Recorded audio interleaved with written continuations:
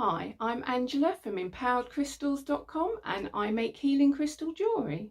Today I'm going to be talking all about Moonstone, its properties and its benefits. If that's the type of video you do like to see, please do click the like and subscribe below.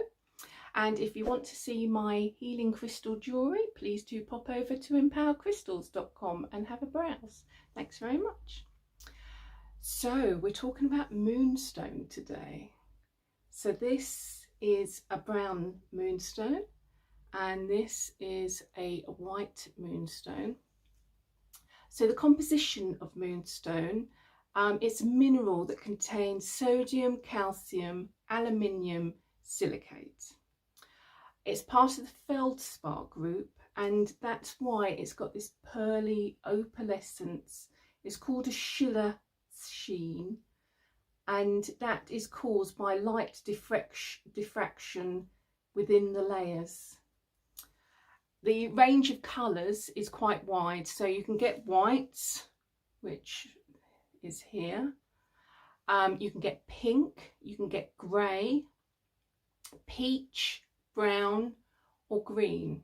So this is brown peach, probably a little bit more on the peach side than brown, but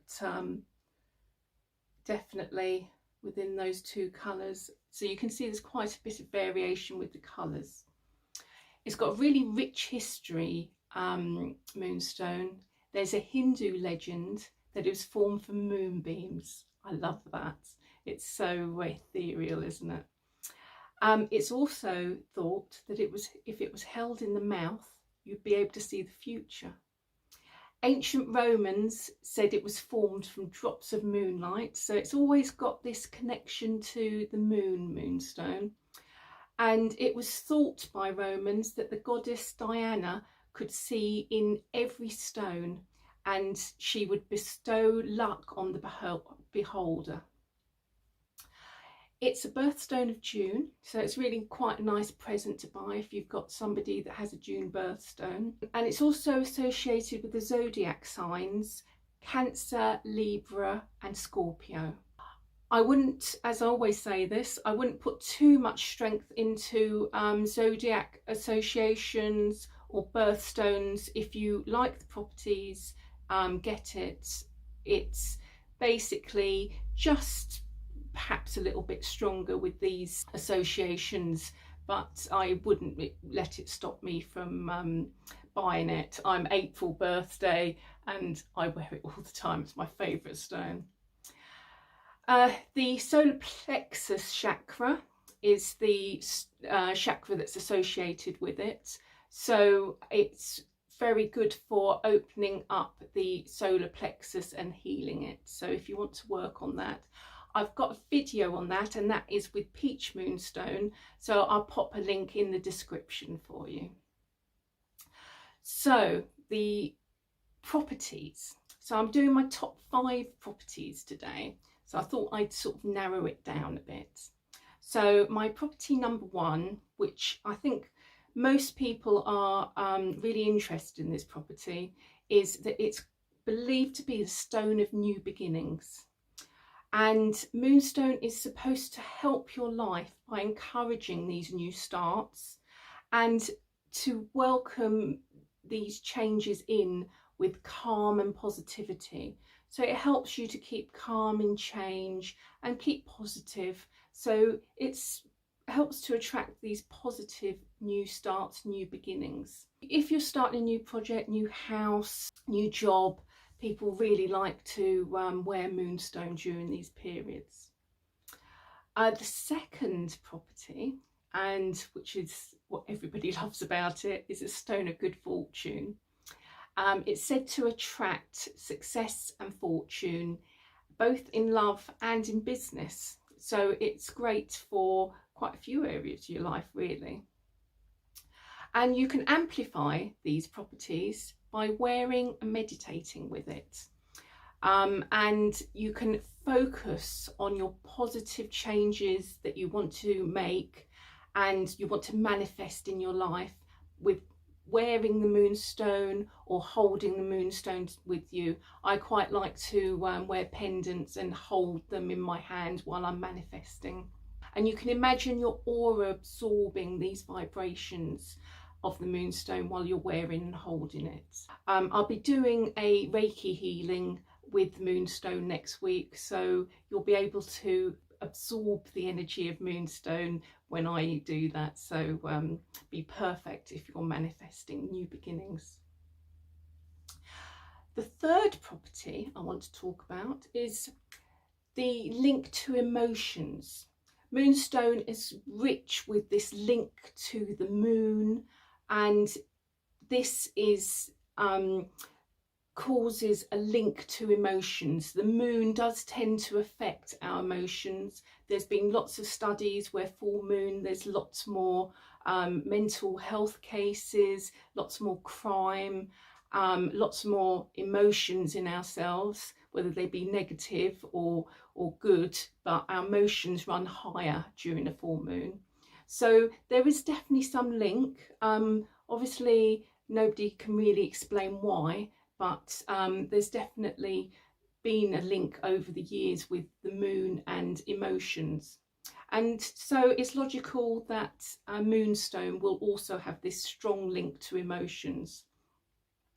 Moonstone, luckily, doesn't heighten our emotions, it calms them down. So it's really calming, and it's also really good to reduce overreactions to things. So if we're oversensitive, or if we think about things too much, moonstone is great for just balancing us down.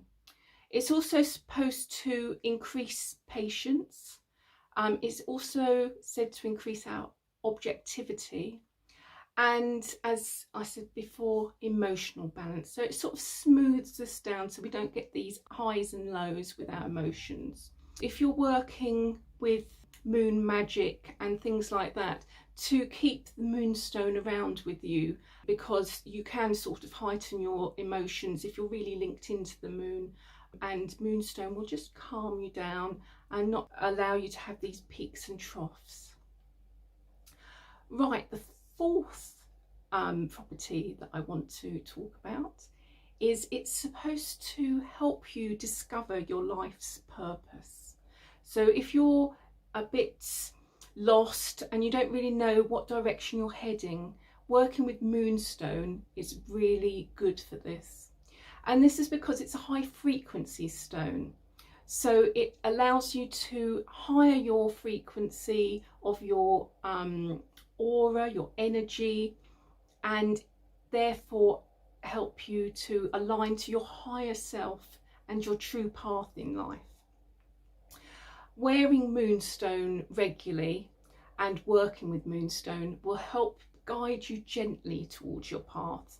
So it's not like something like 𝗦𝗛𝗢𝗍𝗍 where you just go crashing through, but moonstone is much gentler and will help slowly guide you towards your life's path and your true life's purpose. And the fifth property is the stone of love moonstone, and it's supposed to open up our heart chakra and allow us to accept love, and it's supposed to specifically attract new love, and that's linked in with the first property I spoke about of attracting new beginnings. So this will help you attract a new love. And it's also said to reunite loved ones who have parted in anger. So it's really good for your love life and helping to have a successful love life.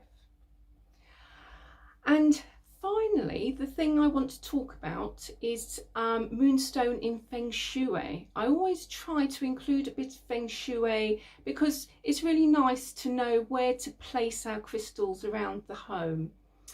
And moonstone is obviously, as we've said, linked to the moon. And the moon energy in Feng Shui is associated with feminine yin energy.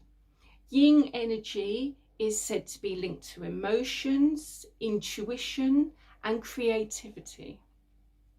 So, for instance, you could place a moonstone near your bed, or even better, under your mattress, under your heart chakra area, and this will help balance your emotions. So it'll have a balancing effect on the female energy.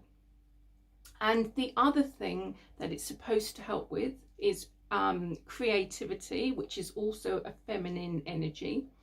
And if you place it in your office or your workspace, this will activate creativity and increase your inspiration.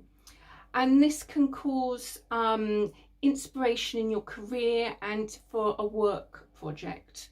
So basically the two rooms which it's going to be most helpful for is the beds room and also your workspace office. So I hope you really enjoyed that. I will do a healing moonstone meditation next week, guided meditation with Reiki. So if you do want to see that, please do click like and subscribe below so you get notified. And if you do want to see any of my jewellery, moonstone or otherwise, please do pop over to 𝗏𝗪𝗡𝗏𝗏crystals.com and have a browse. Thank you so much for watching, and I hope you have a beautiful day. Bye.